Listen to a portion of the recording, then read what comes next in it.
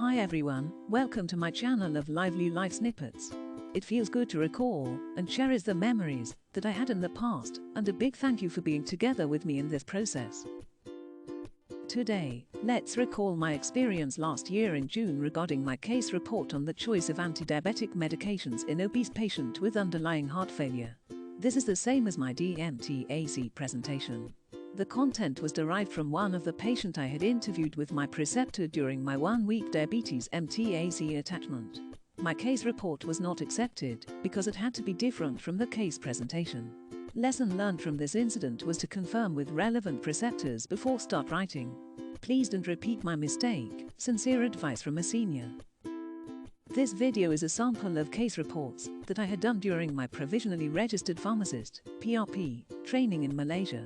Please note that any content of this video does not substitute professional medical advices. If you have any health issues, please speak to your doctor and healthcare team. Abstract: a 35-year-old Chinese gentleman gained 10 kilograms within 3 months of subcutaneous intermediate-acting insulin, insulated, initiation. It was switched to subcutaneous insulin detemir, Levemir, and weight gain ceased. However, glycemic control remained suboptimal and patient was switched to subcutaneous premixed insulin, insugen 30/70. Later, patient experienced work-related stress and gained 4 kilograms in 3 weeks' time. Patient was started on vildagliptin tablets. Introduction: antidiabetic medications can be divided generally into oral antidiabetics and injectables. Oral antidiabetics include biguanide, sulfonylureas, thiazolidinedians, miglitinides, alpha-glucosidase inhibitors, dipeptidol peptidase 4 inhibitors, DPP4I, sodium glucose cotransporter 2 inhibitors, SGLT2I, while injectables include various types of insulin and glucagon-like peptide-1 receptor agonist, GLP-1RA. The choice of which agents to use relies heavily upon glycemic goals, comorbidities and patient preferences. In order to achieve glycemic targets, both insulin dose escalation and combination therapies which involve certain antidiabetic medications inevitably cause weight gain. The latter need to be managed with greater physical activity level and lower calories intake. Nonetheless, weight loss goals are difficult to achieve and maintain in the long run. Therefore, balancing the therapeutic goals between glycemic control and weight in obese diabetic patients is a challenging task.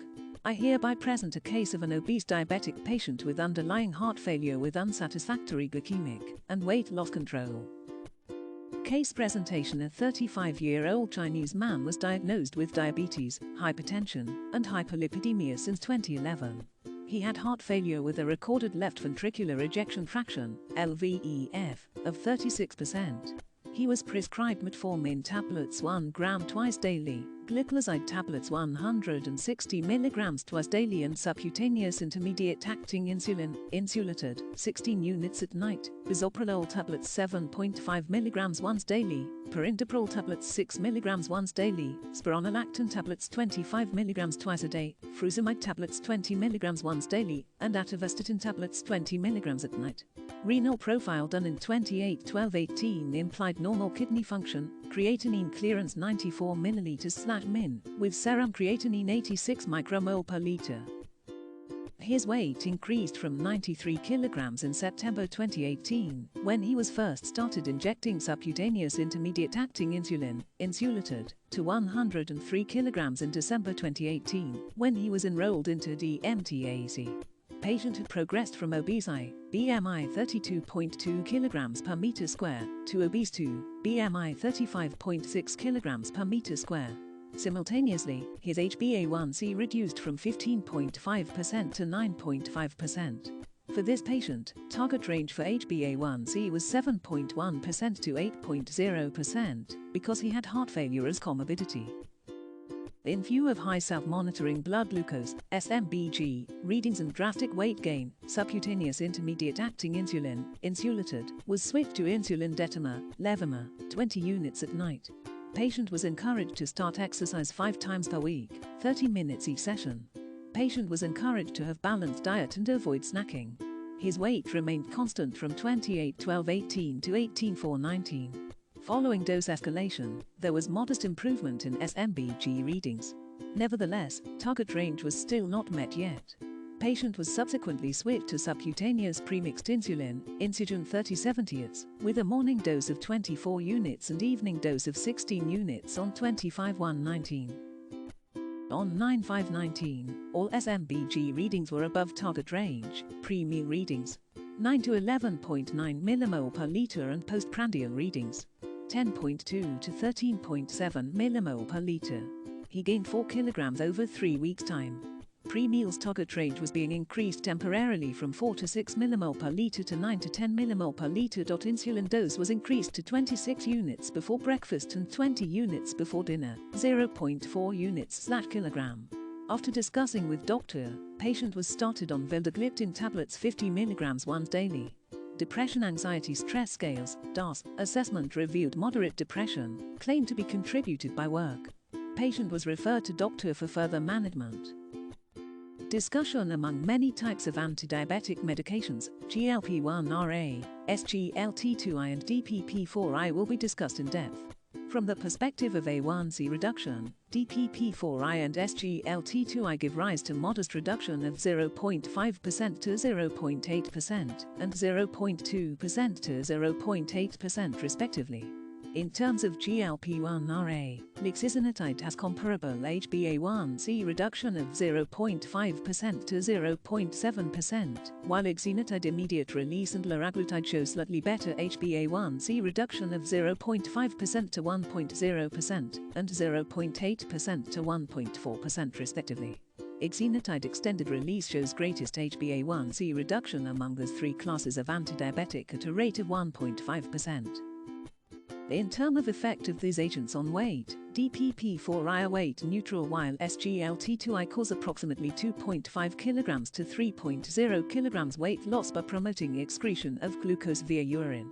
GLP-1RA result in most weight loss among all antidiabetic, about 3.2 kg with liraglutide and 4 kg to 4.5 kg with exenatide immediate release preparation. This is because GLP-1RA reduce gastric motility and increase satiety, resulting in less food intake. Insulin leads to mechanism, suggests that insulin is an anabolic hormone. It enhances lipogenesis and inhibits lipolysis. Furthermore, insulin is associated with increased risk of hypoglycemia. Studies conducted show lower blood glucose increases appetite in the short term. Besides this, treatment for frequent episodes of hypoglycemia or fears of hypoglycemia leading to compensatory overeating which increases extra calorie intake. In contrast, these three oral antidiabetic medications are associated with low risk of hypoglycemia, hence, lower the chance of compensatory overeating. Studies had shown that insulin detemir, Levemir, was associated with a reduced weight gain effect compared to other types of insulin. From the studies carried out regarding the effect of antidiabetics on heart, DPP-4I are not associated with any adverse cardiovascular outcomes. Evaluation of cardiovascular outcome results, LEADER, trial showed that GLP-1RA reduced significantly composite primary outcome of the first occurrence of death due to cardiovascular origin, non-fatal stroke, non-fatal myocardial infarction, but had no effect on heart failure endpoints. In contrast to both DPP-4I and GLP-1RA, SGLT2I may confer benefits for patients with heart failure as empagliflozin cardiovascular outcome event trial in type 2 diabetes mellitus patients, EMPA-REG, showed that this class of drug lowers the rate of cardiovascular events, hospitalization for heart failure and all-cause mortality significantly. Side effect profile of antidiabetic medications need to be considered when deciding which agents to be used to ensure benefits outweigh risks. DPP-4I may cause nausea, headache, tremor, dizziness and hepatic dysfunction. Although the occurrence of hepatic dysfunction is rare, it is recommended to perform liver function test prior to initiation as baseline data, at 3-month intervals during the first year and periodically thereafter. As SGLT2I promote glycosuria, genitalia and urinary tract infections are common side effects. For patients who have difficulties maintaining strict personal hygiene after each micturition may not be ideal candidates receiving SGLT2I. SGLT2I may cause euglycemic diabetic ketoacidosis and should be used cautiously in patients with latent autoimmune diabetes, severe beta cell insufficiency or those who have recently undergone surgery. Canagliflozin is associated with decreased bone mineral density and increased risk of fractured bone. The main side effects of GLP-1 are gastrointestinal tract symptoms such as nausea, vomiting, and diarrhea. These can be minimized by starting with lowest dose and slowly titrating up by weekly or monthly interval depending on the agents used. Conclusion: while optimizing antidiabetic medications to hit glycemic targets, weight loss targets need to be taken into account. Targets should be individualized depending on comorbidities. Combination of oral and injectable antidiabetic medications should be individualized and fine-tuned to suit patients' needs. DMTAC pharmacists work together closely with other healthcare professionals to improve patients' treatment plans. I would like to express my gratitude to my preceptor for her guidance throughout the whole duration of my attachment in DMTAC. These are the references that I used and welcomed you all to read further, if you are interested. Thank you for watching Lively Life Snippets, and if you like my videos, hit the like and share button. Don't forget to subscribe and see you all in the next episode.